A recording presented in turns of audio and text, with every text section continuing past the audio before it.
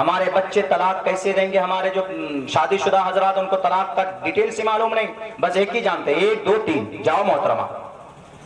بس یہی معلوم ہے۔ طلاق کا بہتر طریقہ کیا ہے وہ علماء سے کبھی پوچھتے نہیں یا کبھی وہ پڑھتے نہیں۔ اور ایک آدمی تو سوال کرتا مولانا طلاق تو ظلم ہے نا اسلام میں، بتائیے اس کو ظلم کہہ رہا ہے، اس کو کون سمجھائے کہ طلاق باعث رحمت ہے، طلاق دس از ایمرجنسی ونڈو، یہ طلاق ضرورت پہ استعمال کرتے ہیں، ایسے نہیں کہ آئے باہر سے پسینے میں غصے میں تھے، محترمہ نے پانی نہیں دیا، او محترمہ آؤ 1 2 3 بھاگ نکل یہاں سے، ایسا نہیں ہے۔ کرسچن میں تو 1 مرتبہ شادی ہو گئی قیامت تک، مطلب زندہ رہنے تک اس کو چھوڑ نہیں سکتے، بلکہ زندہ ہونے کے بعد ان کے یہاں اگر کوئی عقیدہ ہے وہ کہتی ہے وہ بھی آئیں گی تمہارے ساتھ میں اس وقت بھی۔ اور جوڈائزم میں ایسا ہے کہ اگر محترمہ آپ کی جو بیوی ہے اگر اس کے دانت اٹھے ہوئے تھوڑے سے، تو اگر اس سے اچھی عورت مل جائے، جوڈائزم میں یہودی میں طلاق کا کتنا بہت سمپل اور آسان ہے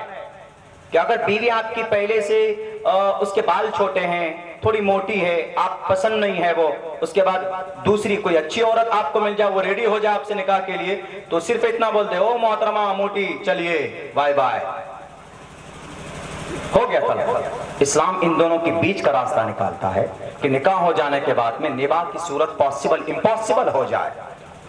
نہیں کر سکتے آپ، سب تھک گئے، رشتہ دار تھک گئے، پریشان ہو گئے، تو اب دونوں کی مرضی سے پروسیس ہے، 1 طلاق دیجئے آپ، تفصیل میں جائیں گے تو ٹائم لگے گا۔ 1 طلاق، لفظ طلاق آتے ہی دونوں کے دماغ پہ ٹھکانے ہوتے ہیں نا، پہلے دے دیتا ہے 1 2 3 جاؤ، پھر صبح جاتے مفتی صاحب کے پاس، مفتی صاحب کوئی راستہ نکالیے،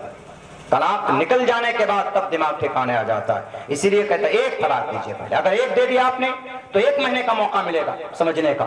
تو یہ بتانا ضروری ہے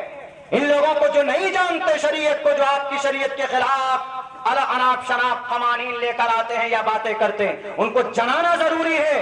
اگر وہ بولتا ہے کہ اسلام میں بھید بھاؤ ہے، عورت کو آدھا حصہ مرد کو پورا حصہ،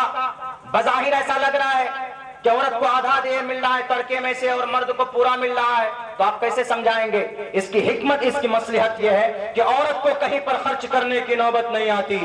اگر شادی سے پہلے باپ کے ذمے ہے، شادی کے بعد شوہر کے ذمے ہے، بچے کی پرورش، دوائی، ہاسپٹل، تھانہ، پولیس، مارکیٹ، کوئی بھی پریشانی ہو کون برداشت کرتا ہے؟ مرد کرتا ہے۔ اسی لیے اللہ نے کہا کہ جب ہر جگہ پر مرد زد میں آتا ہے تو بیچارے مرد کو 50% بڑھا کر دے دو، اور عورت کو کہیں پر خرچ کرنے کی نوبت نہیں، جو بھی ہے تو سیونگ ہے، اس لیے عورت کو 50% کم دو، یہ حکمت ہے۔